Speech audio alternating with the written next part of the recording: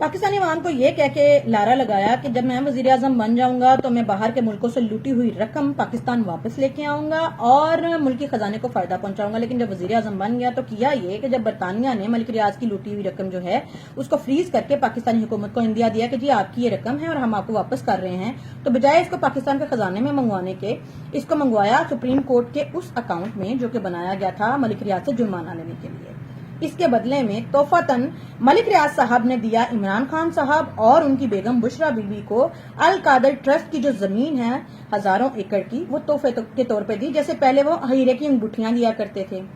अब वफाकी काबीना जो है इमरान खान साहब की और उनके जो वज़रा हैं उनको भी इस हवाले से नहीं पता कि हो क्या रहा है। उनसे भी बंद लिफाफों पे खामोशी से इन्होंने साइन करवा लिए और मलिक रियाज के जुर्माने की एडजस्टमेंट करवा ली।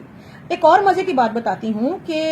मिर्जा शहजाद अकबर साहब जो कि वजीर थे इमरान खान साहब के दौरे हुकूमत में, उन्होंने हुकूमत पाकिस्तान का नुमाइंदा बन के 6 नवंबर 2019 को बरतानिया की नेशनल क्राइम एजेंसी यानी एनसीए के साथ मुआहिदा किया, खुफिया सेटलमेंट की गई। सेटलमेंट ये थी कि मलिक रियाज और एनसीए के दरमियान ये जो खुफिया सेटलमेंट है कि हम पाकिस्तानी खजाने में पैसे नहीं भेजेंगे बल्कि सुप्रीम कोर्ट के अकाउंट में पैसे भेजेंगे, इस हवाले से किसी को नहीं बताया जाएगा।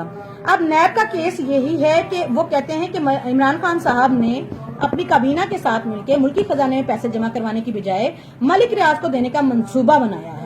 तो यूथ ये कहते हैं कि जी चाहे वो नेशनल बैंक ऑफ पाकिस्तान यानी मुल्की खजाने में आए, चाहे सुप्रीम कोर्ट के अकाउंट में आए तो पाकिस्तान को तो जनाब जब आप नेशनल बैंक को भेजते हैं तो ये मुल्की खजाने में जाते हैं, जब आप सुप्रीम कोर्ट को भेजते हैं तो ये इदारे के अकाउंट में जाते हैं। वहां से खुर्द-बुर्द करना और आगे पीछे करना बहुत आसान बात थी, इसी वजह से सुप्रीम कोर्ट के अकाउंट में उसको भेजा गया था। अब मेरे मासूम कुछ सवाल ये हैं कि मुझे ये बताया जाए कि आखिर क्यों इस हवाले से वफाकी काबीना को भी लाइन रखा, उनको भी क्यों नहीं बताया गया, खामोशी से क्यों सेटलमेंट कर ली गई, खुफिया मुआहिदा क्यों किया गया, पाकिस्तान और पाकिस्तान के अवाम को इस हवाले से क्यों नहीं बताया गया, कौन सी ऐसी खिदमत थी जिसके बदले में मलिक रियाज ने बुशरा बीबी और इमरान खान को जो कि उस वक्त वजीर आजम भी था उसको हजारों एकड़ पे मबनी अल कादर ट्रस्ट की जमीन दे दी। यकीनन कुछ तो है जिसकी पर्दादारी है, और वो जो यूथियों का नाम नेहाद सादिक और अमीन है उससे पूछा जाए कि जब आप हुकूमती या सरकारी ओहदे के ऊपर बैठे होते हैं तो आप कोई भी तोहफा किसी से लेते हैं तो उस किस सर्विस के बदले में आपने लिया, आपको ये जवाब देना पड़ता है। अब आपसे जवाब मांगा जा रहा है तो परेशान क्यों हो रहे हैं।